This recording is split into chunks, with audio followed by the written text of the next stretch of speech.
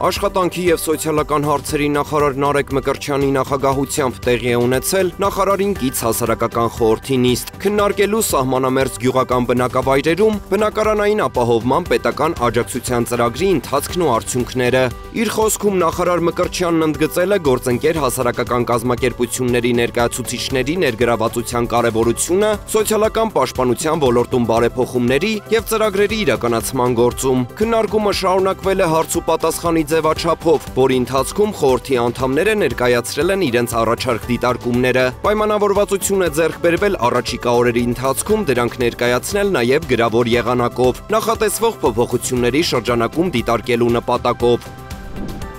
Հայաստանի Հանրապետության էկոնոմիկայի նախարար Գևորգ Պապոյանն ու Հայաստանի Հանրապետությունում Իսպանիայի դեսպան Ռիկարդո Մարտինես Վասկեսը քննարկել են հայկական տնտեսության դիվերսիֆիկացմանն ու օտարերկրյա ներդրումների ներգրավմանը վերաբերող հարցեր։ Քննարկվել են փոխգործակցության զարգացման առավել հեռանկարային ուղղությունները, գյուղատնտեսություն, զբոսաշրջություն, ինտենսիվ տեխնոլոգիաներ եւ այլն, հաղորդում է Հայաստանի Հանրապետության էկոնոմիկայի նախարարությունը։ Հանդիպմանը ներկա են եղել նախարարի տեղակալ Արման Խոջոյանը և Հայաստանի Հանրապետության էկոնոմիկայի նախարարության զբոսաշրջության կոմիտեի նախագահ Լուսինե Գևորգյանը։